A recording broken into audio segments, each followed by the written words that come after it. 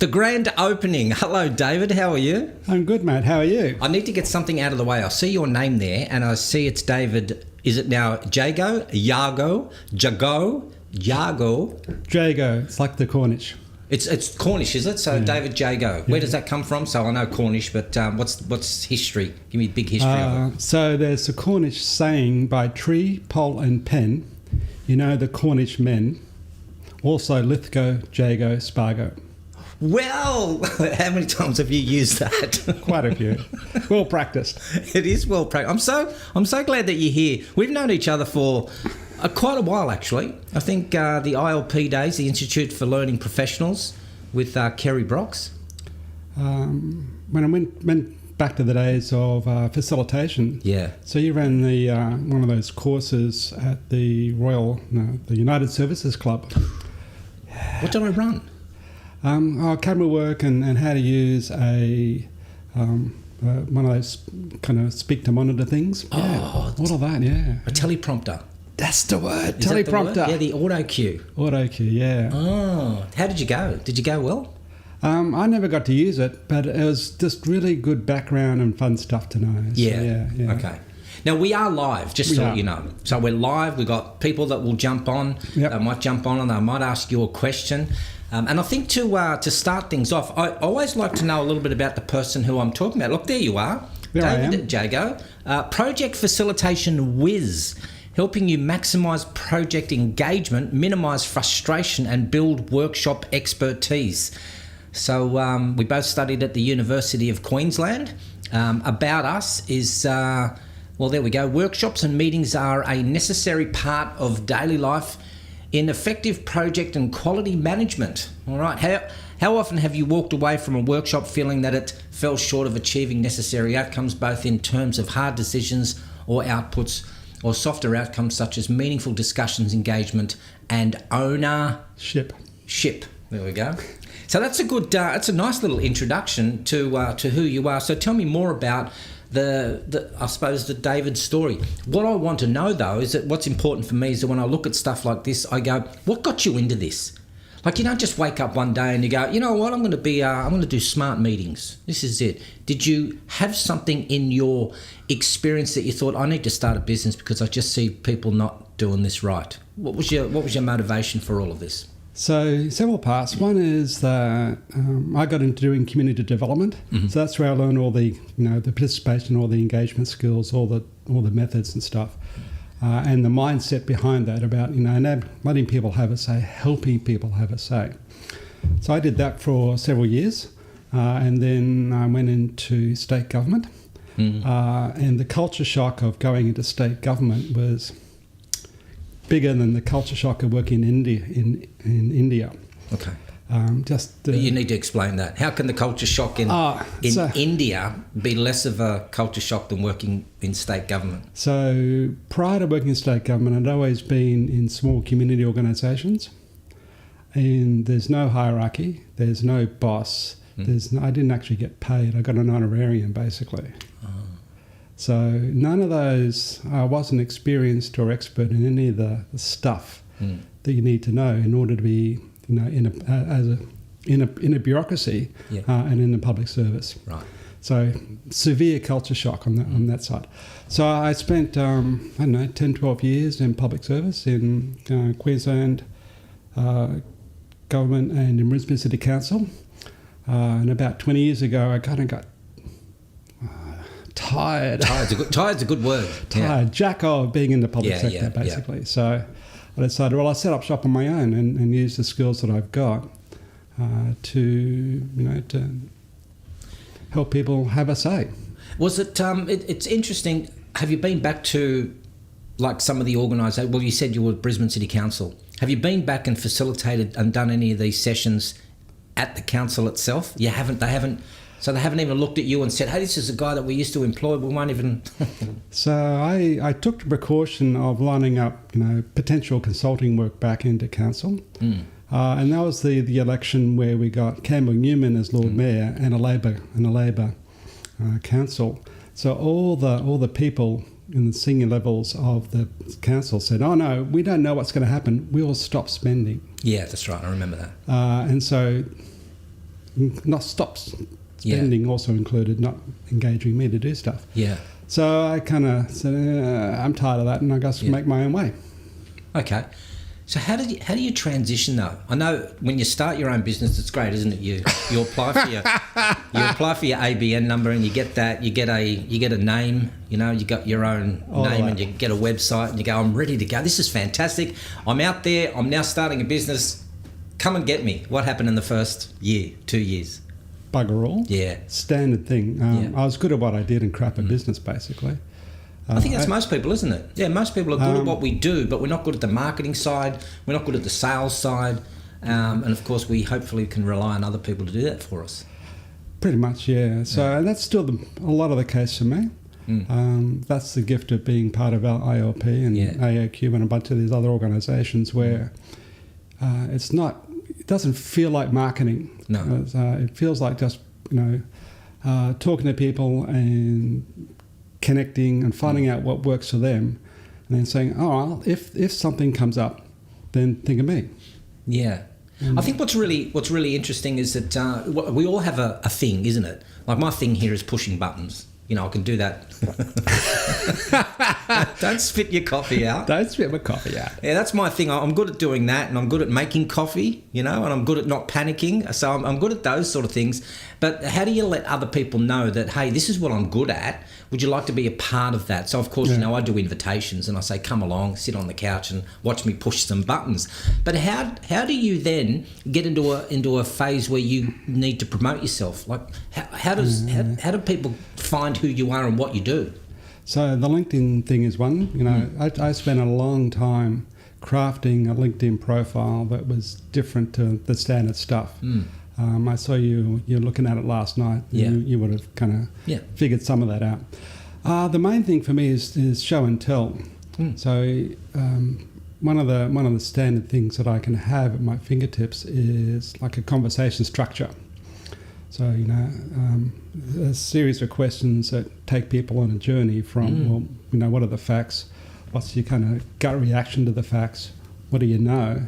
What are we going to do? That kind of step-by-step journey. And so then you can use it really quick in a 20-second conversation, or you can use it to structure, like a 2-year intervention. Yeah.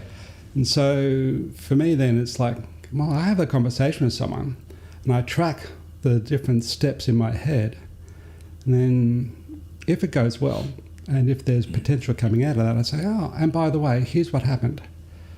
And they go, oh crap, I didn't know that was going on. And so what that means is people they get to experience something first, probably unaware of what's going on, and then they say, okay, well it's worth, and that gives you, in Jeff Ripp's words, permission to take the next step. So that's one thing, just giving people an experience. The other one, of course, is I heard from X that you did this. Can we get you to do something else for us? So that kind of referrals, the first person referral stuff. Yeah, walk me through a day though. So say for example, Gerald is sitting here. Do you? I'm sitting here and you're looking at, say, my processes and you're looking at how I do things. You might even look at a couple of my workbooks, or you might see that, with all my staff that I have here, the producer over there, the sound guy over here, to stop spitting his coffee out. I've got the videographer behind me here. So you would say, okay, Gerald, I think you need to have a conversation and we need to make this meeting a little bit smarter. I've listened to how you've done this. Is that, what I'm confused about is that I might need you, but I don't know exactly in what aspect. So for people who are watching, listening to this, they're probably going, okay, let's get to the nuts and bolts where the rubber hits the road. How could David help me now looking at, right, he's all about engagement, meetings, making sure that his process knows that it's going through a certain phase, and you can spot probably inefficiencies. Yeah. So the key thing is helping people to wire their heads together well. Say that again, to help people wire their heads together well. Right. To make sure that they're coming from the same set of information. Okay, so we all know the same pile of information. Then we've all got a connection to that information and to each other. So you're actually working as a group as opposed to a bunch of disconnected individuals. And then, okay, well, if we know that, and this is what's important out of this for us, what's significant or has a priority for us, what are we going to do from here? So working with a group to help them do their best work together in that sense. And so then, that looks like workshop procedures, conversation structures, and, people usually have something that they need to get done. It might be a strategy, it might be they've got to make a decision, they've got to solve a problem, whatever it is. And they have to do it together. So then that's where people like me come in handy. But why this one? Of all the things you could do, like you could be the time management guy, you could be the stress management guy.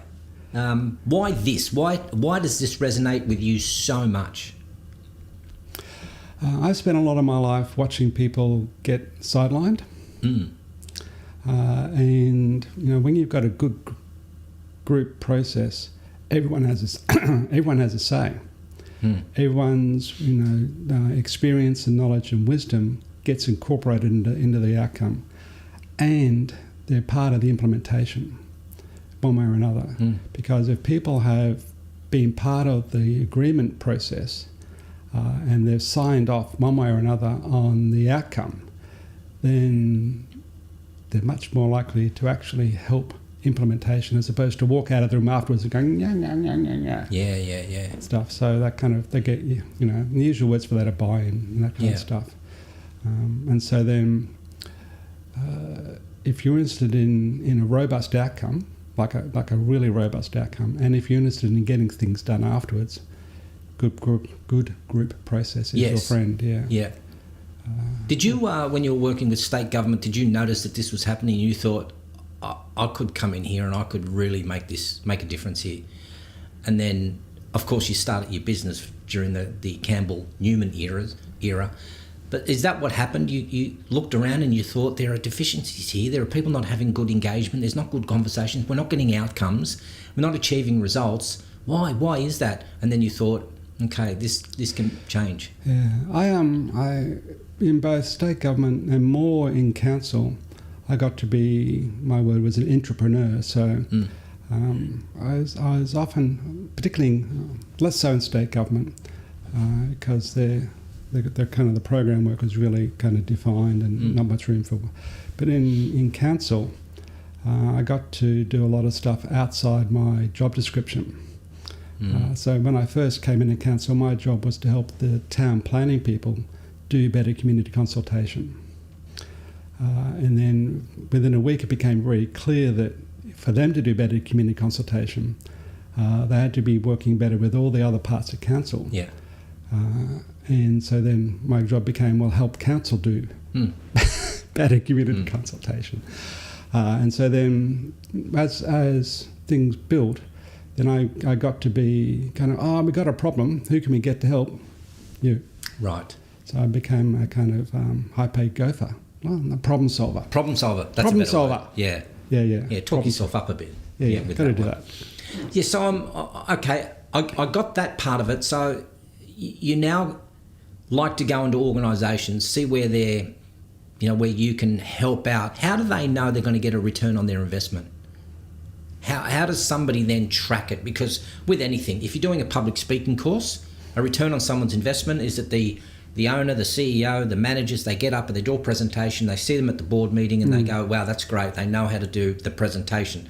If they're doing something like stress management, okay, we can now see that the whole staff are a little bit less stressed, or resilience, or de-escalation. We get to see people's return. How does somebody see a return after having a day with you? I'm guessing it's a day or maybe an hour or 3 hours. How long would somebody spend? Typically a day to a couple of days. Yeah. I both do this stuff and I train people to do it for themselves. So two different things. Yeah.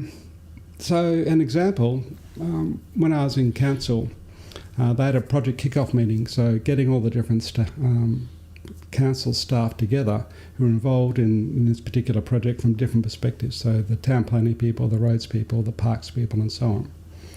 And they had the councillor there. And so it's like, what can we do where we're all on the same page and ready to go faster? So I ran a process, and about a month later I got back to the project manager, and his estimate was that 3-hour workshop was the equivalent of about a month and a half of actual working time in terms of building the connections, getting people so they like, know and trust each other, that kind of stuff.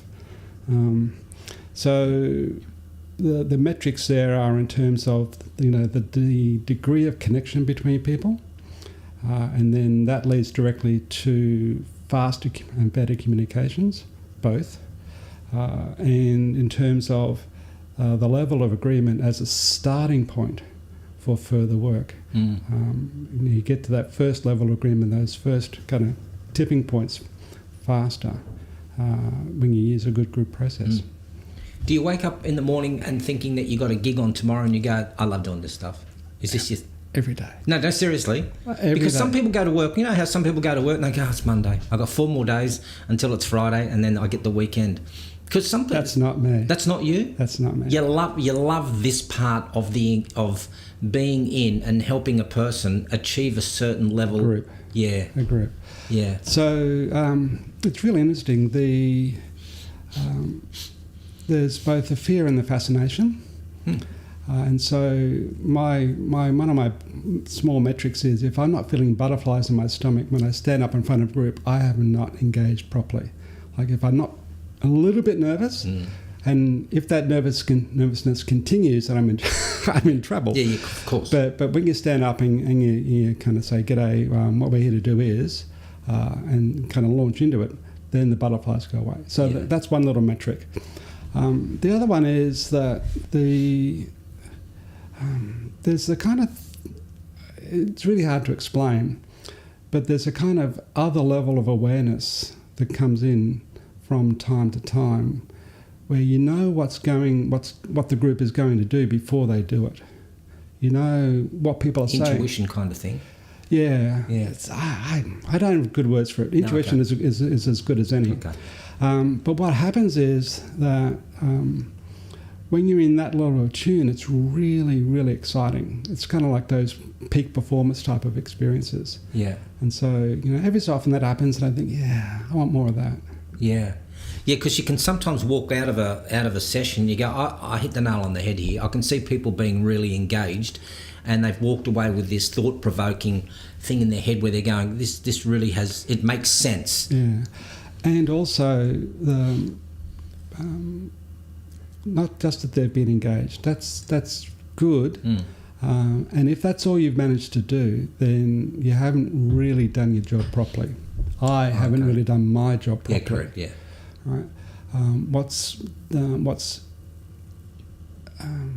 The next level from there is to say the stuff that they've put together actually sings to them. And if they show that to other people who weren't in the room at the time, it makes sense and goes, oh, yeah, okay, of course, to people who weren't in the room. So, yeah. I was talking to Mary McGuinness yesterday. Okay, we had a chat. We had a few internet problems. It's probably coming all from my end because I'm a producer. And we were talking about personality types. Yep. Let me guess, because Mary says, it's not good to make assumptions about people. You have to get to know them a long while. Now, because I've known you, but we haven't had dinners together, we haven't engaged together in social activities. So I would be thinking, this is what I'm doing. I'm thinking you're very much a T person. So forget about the introvert extrovert just yet. But I'm thinking the TF, so you're more of a thinking than a feeling person. You like to structure things, a little bit of feeling in there because you like to get engagement from people. You like to know how they feel, but you're very rational and logical in your head. And I think you're also very organised. So you're very, I would say, very J in that. How did I go? So TJ. You don't know? You haven't done your own profile? I had several goes at doing a profile, and it broke. I came up with quite different results in different turns. And so I decided, well, that was interesting.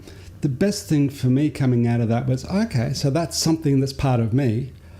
What does that tell me about me? And so I decided that for a lot of the profiling things, Myers-Briggs, DISC, and all of those, the value, and Mary the value for me in those is not the score itself, but the discussion that arises from people doing that thing, and then having a yarn about it to say, okay, so this tells me about you potentially. What do you think? What does that say about me, about you, about us? Yeah. What are our collective strengths and weaknesses? And use the diagnostic as a starting point, as a stimulus for a deeper dive in the discussion. Interesting, because the way I see things, I look at myself, and because I do a lot of stuff around de-escalation, which a lot of people didn't know, and I didn't like to make it known that I was doing a high level of negotiations and de-escalation, because it's not a cool thing to do. Like, what do you do? I de-escalate situations. Like, it's not sexy, opposed to what you do. It's very sexy. But I also think I could watch a video. I can see a discussion between an officer and a customer, and I can see both areas are wrong. I can go, well, the customer's out of line, but the way that the officer spoke to that customer was pretty much, it starts to escalate, and one hits with. So I can look at things and I just go, here's how I could have handled it in my role. Do you look at something like that? Do you look at, whether it's a sitcom, or it's a movie, it's a discussion? You might watch Elon Musk and Tucker Carlson having a discussion together, and you go, hang on, they didn't organise this too well. Did your brain go into that mode? Because I know mine certainly does. Maybe I'm different. Yes. So on the training side, one of the things we tell people is look at sitcoms, look at a lot of those kind of TV shows, and watch for the patterns that are going on. Where do they not kind of get some data together? Where do they kind of jump straight into the head thing as opposed to listen to their gut? Yeah. So you can use TV for all those types of things as kind of just observational skills. Yes. And then say, okay, so if that's what happened, what might have been done differently, and so then you can use it to explore stuff. Yeah, I like that, because the one movie I like watching is the one called The Breakup with Jennifer Aniston and Vince Vaughn. It starts off, I don't know if you've seen it, it's just called The Breakup, but It starts off with the two, they're a married couple. He comes home from work after working on a bus for all these hours, and she's preparing this wonderful meal, and he sits on the couch and he starts gaming, and she comes out of the kitchen and says, why don't you help me? So in the matter of the time that he comes home from work, which is about 5 o'clock in the afternoon, then the dinner's finished and the parents, I think his parents and her parents, go home. Then it gets into an argument. So in 4 hours, there's this massive argument, and then there's a breakup. So in 4 hours, we've gone from, hi, honey, I'm home, to, you're a prick. You're an absolute prick. Get out. So he leaves. How does that happen in 4 hours? So then I look at that and I go, okay, here's what we could have done. So can you give me an example of famous people, infamous people, where you look at them, and we can go politicians, we can go celebrities, you can have a field day here. We can go celebrities, we can go people of notoriety. When you look at them, do you go, they could have structured their sentence a lot better, and yet, they could have structured their thoughts a lot better, and yet what they end up doing is making a fool of themselves? That's a bloody good question. I'm good at asking questions. You are. I don't have any ready examples for that kind of thing. What stands out for me more than anything else is when politicians of any stripe present a selective set of information to try and convince or persuade people around to their way of thinking, or to justify what they've done or are intending to do. And so for me, that's kind of like really. But is that a bad thing? If that's their thing, I don't want to go too much into politics, but that we've got some things happening here in Australia where it's that party that needs to push their agenda, because if they don't push their agenda, then they don't get the outcome that they're after. Or do you think they can push the agenda, but they're doing it in such a in such an unconventional way? Yeah, pushing agendas are fine. Yeah. Everyone's got agendas, and if you don't have an agenda, then you're probably dead. Right, true. It's how you do it. And so for me, it's around being honest and transparent and authentic around it, as opposed to kind of leaving stuff out or twisting the facts or whatever else. But I have heard a person who shows their vulnerability. This is what I've heard about leadership. I want to get your thoughts on this. A person who shows vulnerability and is also very courageous is a very good leader. But I've also heard a person who shows their vulnerability is also very weak. So if a person's pushing their agenda and they're not getting what it is that they want, but they also now use the feeling type of part of their behaviour, then they're coming across as being a weak leader. And what we need here, or what we look for, is we look for strong leaders. We look for leaders who aren't of the feely types. And I don't know if I'm even saying that right. But remember during the one of the things in New Zealand, the shooter. Yes. And Jacinda Ardern was in tears on kind of global TV. Yeah. So showing her feelings and being empathetic. So she wasn't sort of using it as a vehicle for kind of clutching at people's heartstrings. It was unaffected. It's just the way she is. And so it was transparent. It was honest. It was authentic. And so if you're in that state, then people respond to that honesty. Is my experience. Anyway. Yeah, I think. Yeah, look, I haven't had too much experience with New Zealand. Where is that anyway? Isn't that like Eastern Australia or something? We're the West Island, aren't we? There we are, the West Island. Yes, yeah, the North South. But I think something like that, for example, and well, she's resigned since, and she's resigned because of her mental state, which is, okay, I'm going to go there and I'm going to be a strong leader and I'll be able to cop all the flack and I'll be able to cop all the criticisms, or will I go there showing my vulnerabilities and I'll cry, and then of course you get the trolls who will jump in there and harm her in other ways. So of course now she just goes, I don't need this in my business, in my public life, or in my private life. I'm just going to step down. Yeah. And I think step away. Yeah, step away from it. Because I think Anthony Albanese did the same sort of thing. I think there was a press conference that was happening. It was jovial. It was all laughing. And then he said, we're ready to go. Cameras were on. And then he put the tears on. And so that's when you look at it and you just go, are they being real, or are they being inauthentic? And I would rather just have a real person. A real person that comes out. I might not like what they say, but at least I know their honesty in what they're displaying. Both. Yeah, you like that too? Yeah, yes. So it's better for people to be real.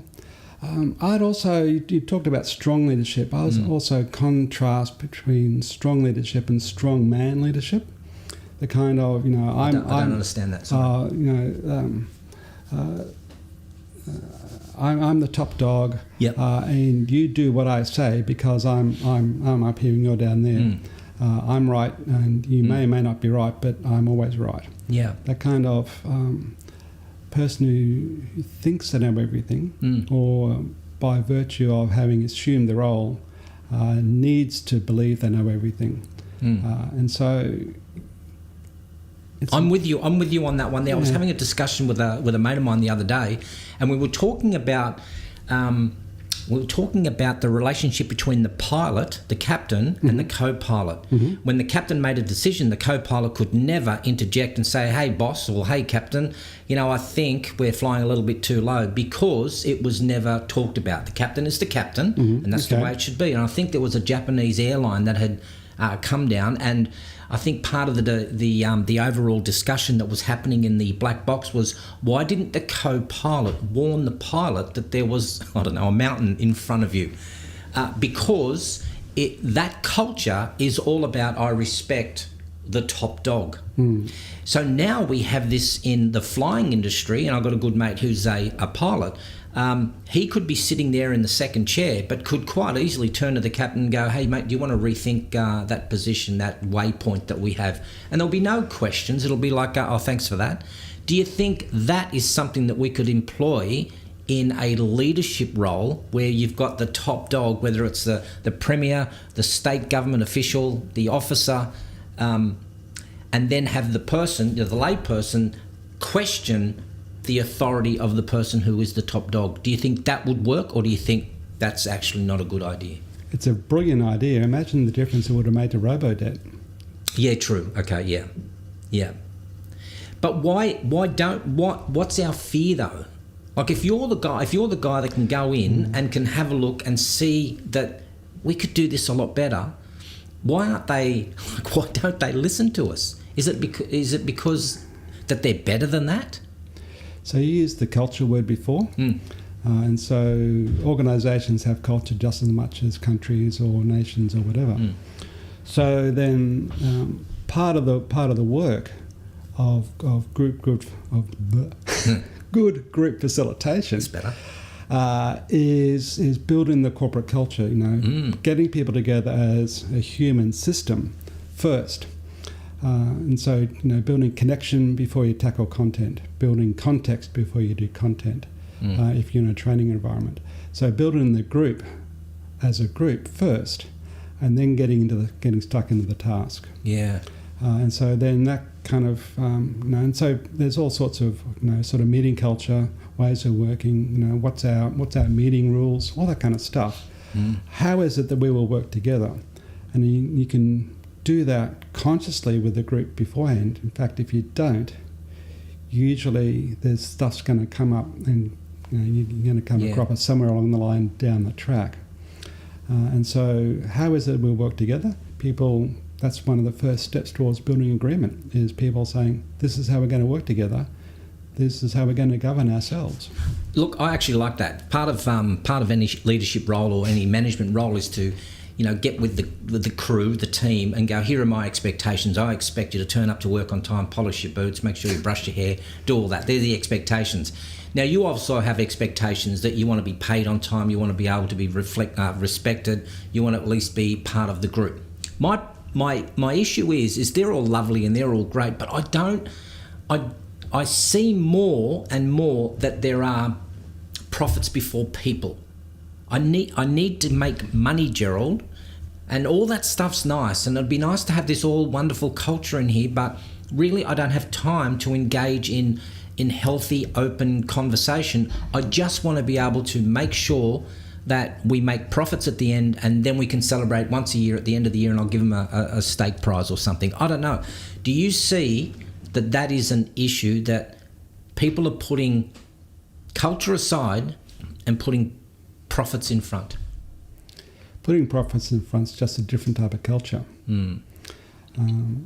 The going sideways. So a lot of my work at the moment is training people in China.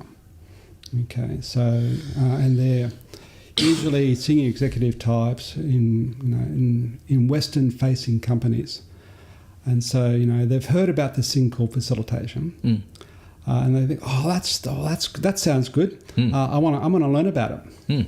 All right, so far so good, except that in terms of that type of approach is kind of severely different, right, to their standard way of doing things. So you've got this clash of culture on the one hand, and even worse for a lot of them, they're under these huge pressures. So I call it this endless grinding urgency about getting stuff done now, if not sooner, and doing stuff because the boss tells you to, and not having the opportunity to say, I don't really think that's such a good idea. So all of that. So then that huge pressure, and then at the end of the day, it does lead to mistakes. It leads to things not coming up that needed to be discussed, and then stuff explodes afterwards. And there go your profits as well. But nobody has downstream. Okay, so that kind of pressure has short-term wins and long-term losses. Yeah, we hear that a lot, don't we? Yeah. Oh, you win in the short term, but long term you're going to lose your valuable people. And I think that brings me to the next question: is that do you think by doing what you're doing actually retains more staff? But again, how do you measure that? How do you measure that this sort of facilitation work that we're doing, which engages people, makes people want to stay more, as opposed to, you know what, I'm after the dollars over there. They're going to pay $5,000 more. I don't need to talk to that person. Good question again. The only people who are really going to know are the people who run the business at whatever level. Most of the time I get to deal with like small businesses. And so, you know, the founders are the owners, and they've been there for 5, 10, 20 years. And so they've got a very clear handle on the turnover in their business. Yep. And they've got a very clear handle on what makes people leave, what makes people stay. Yeah. So who are your opponents? Like in my business, for example, the opponents in my business are saying something like, here's a great de-escalation technique, okay? I'll go down to a correctional centre, say Maitland Jail, not to use that as a good example, but it sounds good. And there's 4 or 5 inmates on the top of the roof. And they're sitting there and they're banging their drums and they're screaming that if they don't get more food and better conditions, is that they're going to stay up there all night. So here's how I would de-escalate that, is I would just go, everyone, just pack your bags up and let's go home. Because eventually they have to come down. They just have to come down. They're not going to stay up there, but because of the human rights, is that no, Gerald, you need to be able to use your negotiation skills to say, what is it that you would like? Smokes? Would you like more smokes? Would you like some gravy on your eggs or something? So but the way that would work is that my opponents would say, Gerald, that would never work. You mean to say we would pack the media up, take the TV sets away, make sure that we don't film them? You're saying that all police officers would jump in the car and just go home? All correctional officers would just go home and just leave it? You're saying that would work? I'll go, yeah, that would work. Because they have to come down, wouldn't they? The same way they went up, they would one day have to go, I'm getting hungry and I'm cold. Maitland's not a nice place and it's not a nice view. Etc. Yeah. Thirsty, etc. It's okay, and no one's watching. No one's watching. So they come down. So who are your... I don't think I explained that well. I'll never get hired by a correctional centre again. But for you, who are your opposers? Who are the people who are looking at this going, oh, David, geez, it's nice, mate. It's very nice, but not going to work. So there's a whole set of people for whom any kind of thing along this line is touchy-feely stuff. Yeah. And what's interesting is that touchy-feely is seen in that light as a bad thing. And so it's okay to get angry, like, you know. Absolutely.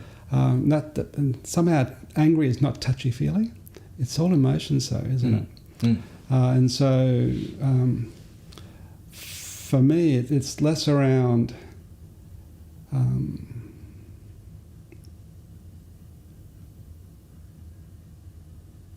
good emotion, bad emotion. It's more around, you know, what's appropriate in the moment. Yeah. It'd be hard. Like, I mean, it's like any business that you go into.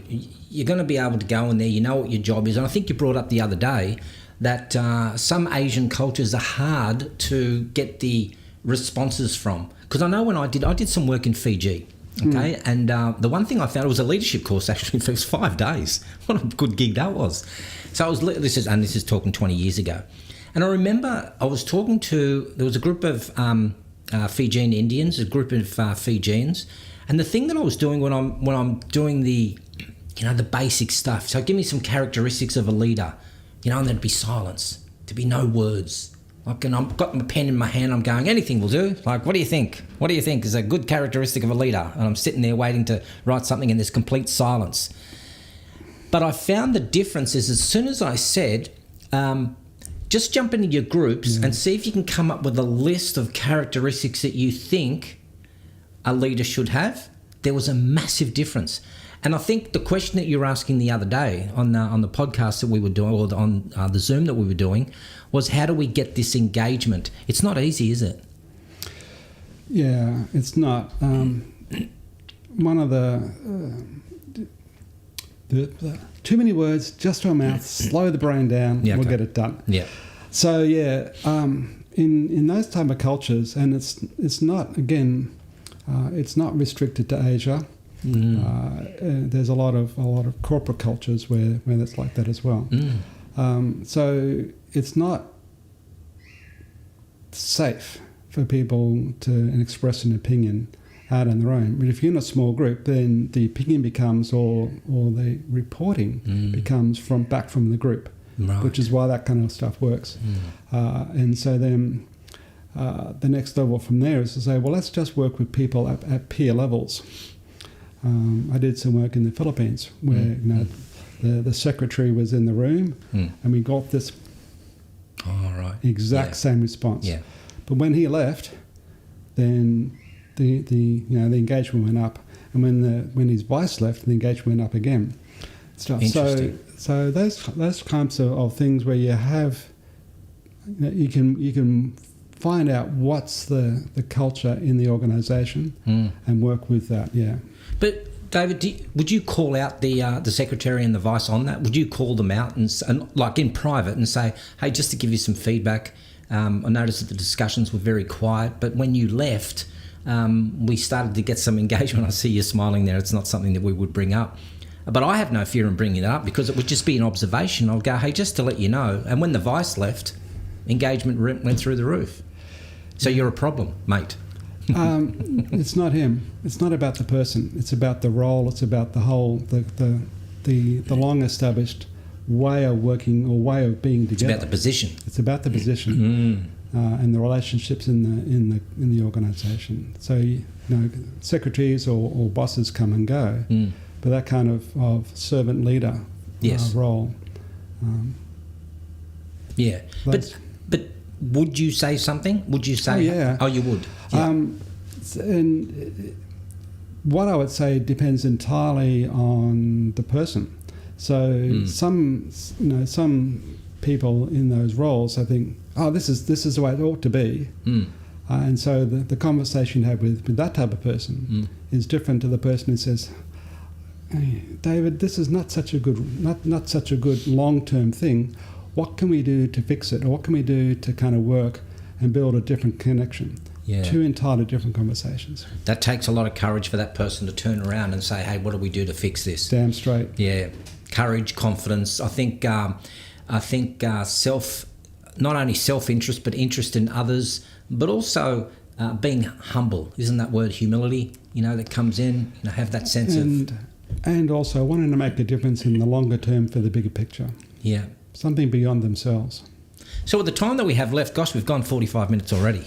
In the time that we have left, paint me a picture of your ideal customer. Who's the one that you would want? And they're sitting there looking at this now, well, not now, but a little bit later, and they're going, damn straight, we could do with some of David's stuff in here. Give me your ideal client. So there's several different aspects. One, of course, is they've got capacity to pay. That's always. You're so the paying customer. Okay. Well, that's one thing. You've got to be clear about it. If you're getting paid, you're getting paid. And if you're not getting paid, then you're doing it pro bono. Yeah. That's okay. But let's be clear in our contracting which is which. Yes. Okay? So, but if you've got paying customers, then you can do the pro bono stuff. Yeah. It's all good. So paying is good. Someone who is willing to get in their boots and all and support a participatory process, support engagement from their whole organisation. Someone who's wanting to make a difference in the longer term, either in their industry or in society or for their company or whatever it is. Someone who's willing to take a considered risk in order to achieve some really significant gains. And then someone who's willing to be humble enough to take a back seat where required, to step up when required, and to know when each is appropriate. I need to ask you some de-escalation questions. All right. Okay, you ready? I'm ready. You're ready. What do you do in a situation where you're facilitating a session and you have two people in the room and they're arguing at each other while you're doing your stuff, and then it carries on to morning tea time and they're still having that little bickering thing going on? It's some internal conflicts that's happening and you're just trying to do your job. So some people will say, I'll just leave that. I might ask them to leave the room. But how do you de-escalate a situation where you've got some people that is disrupting the rest of the group and you can see it? What's your strategy? Help me out. I need some help. I'm serious. So there's a couple of different options. One is you can say, is this a private thing? And if it is, then take it offline, deal with it outside, come back when you're ready. If it's a private thing, is this something that affects the whole? It's going to affect the rest of us? Then let's deal with it and get it sorted now. And so to clear thing from there. Yeah, that's good for me. Another one is to say, okay, so if this is something that affects the rest of us, what is it? Yeah. What is it not? So be clear about, and get agreement on what the argument is. I like that. Because often people are in furious agreement. And so then they go, hang on, we're actually saying the same thing in different ways. All right, we can get on with life. But you explore what's going on. And if you can do that during a break, that's even better because you're not detracting from the rest of the group's time and stuff. Yeah, I like just asking different people, how they would handle situations, because there's never a right answer. There's not, you can't just go, this is the way that you do it. There's never a right answer. Like me going in and saying, let's just walk away leave the inmates up on the top of the roof. For some people, that's not the right answer because they've got to be seen to be doing something. But yes, you don't want to have them detract from what the session is. So, like you say, if it's during the morning tea break, it's even better.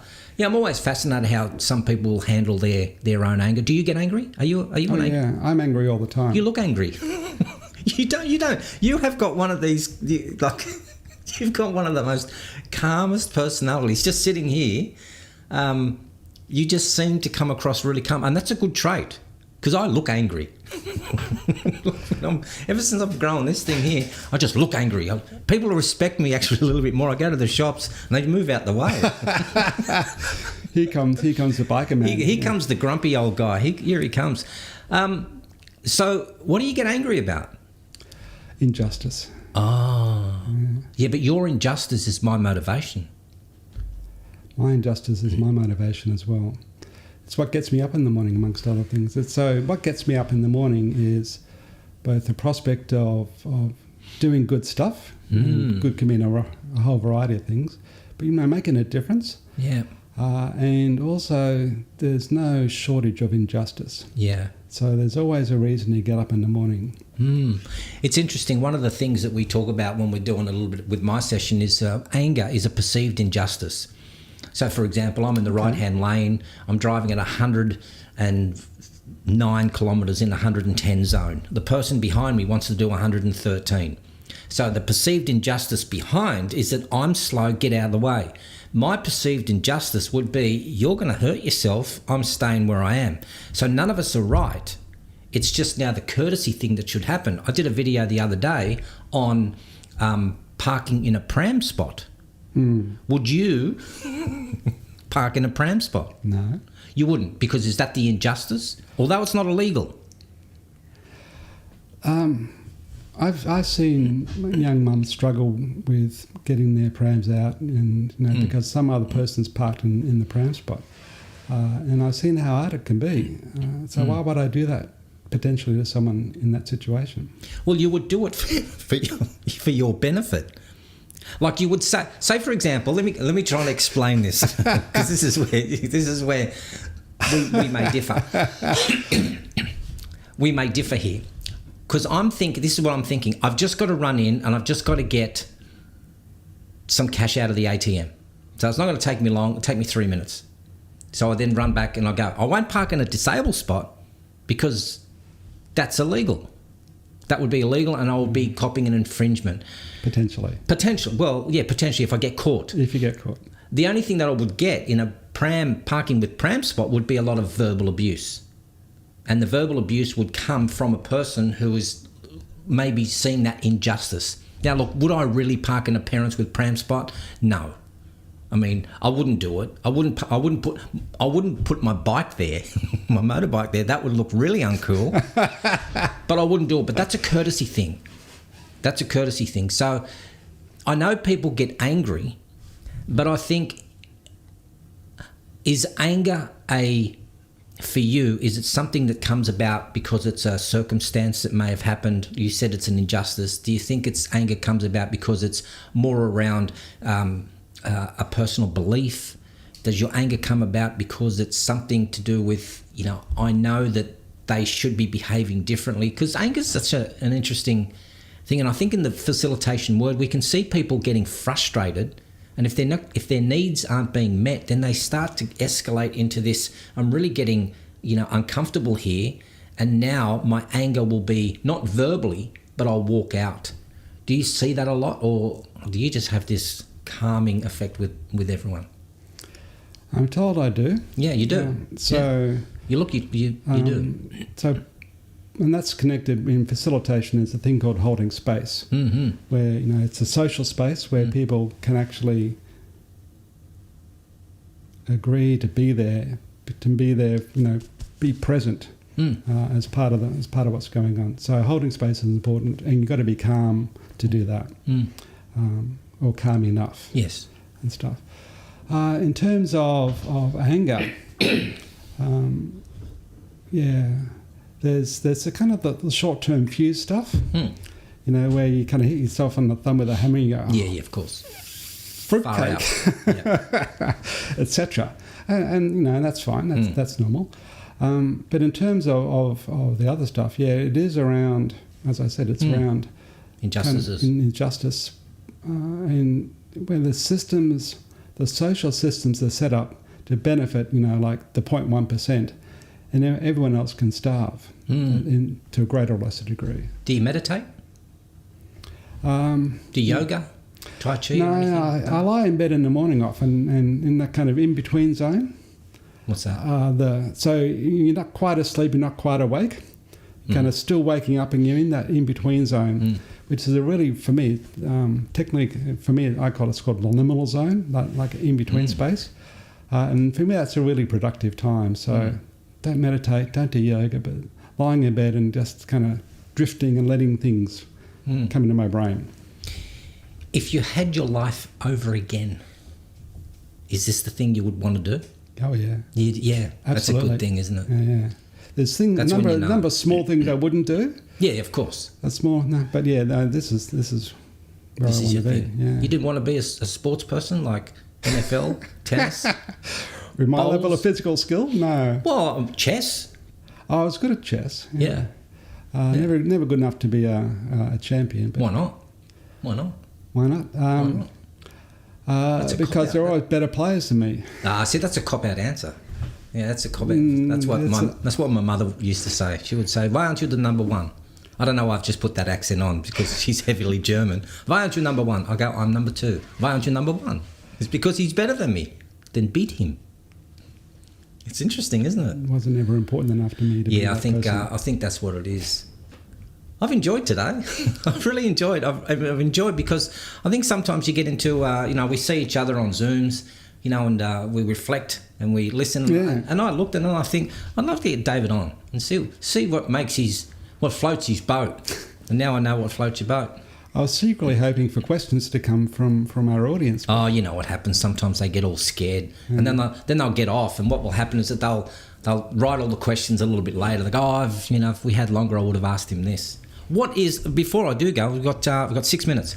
Before I do go, what would be a question that a client would want to ask? So they're sitting here and they're going, yes. Of me. A lot of them are the same question you've asked, like, why you, David? What can you offer us that other people can't? So that'd be one. Another one would be, can you give me a guarantee? Ooh. And the answer is no. Good. Yeah. There are no guarantees. No, it's good. We can give you odds, and we can give you a chance, but there's no guarantees. But if you were to say, I can give you the guarantee, and the guarantee would be that you need to put the work in.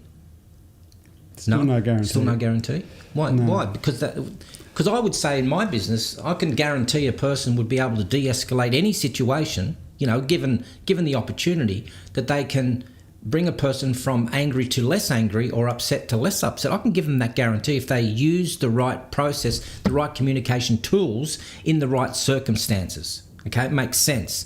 I could guarantee, but a lot of people don't want to put the work in. They go, that's not how I speak. I don't talk like that. Yeah. So you can't control all the circumstances. Okay. So there's the COVID, for example. Oh, okay, of course. Okay, 9/11, all those types of things where you can do what you like, and then exceptional circumstances will make it substantially different. To the degree that you can work with, adapt to the circumstances, then it will make a difference. I can say that. Well, before we go, let me just bring up your LinkedIn profile again. I think it's always good to have a look at that. There we go. Project Facilitation Whiz with a double Z, helping you minimise frustration and maximise engagement. So they can find you on here. Where else can they find you? Email. So email. David at smartmeetings.com.au. Now, is that on here somewhere? Again, if they go to LinkedIn and just type in your name here, I'll be able to get that. Look, I must connect with you. I'm number 2 with you. I must connect. And here we go. Yep, there's all the experience. Look at that. CEO and Chief Course Designer. Public sector problem solver. I like that. Community development practitioner and cultural sponge. Look at you go. All right, that's where they can contact you or email you, or I think you even have, I think I saw you have a telephone number on there as well that the people can chat to you. Have you had fun? It's been excellent. Excellent. I gave you, I heard you say 2 good questions. I must ask more good questions. Apparently that's it. With 3 minutes to go. Thanks so much for coming on. Would you do it again? Would you come on again and we get deeper?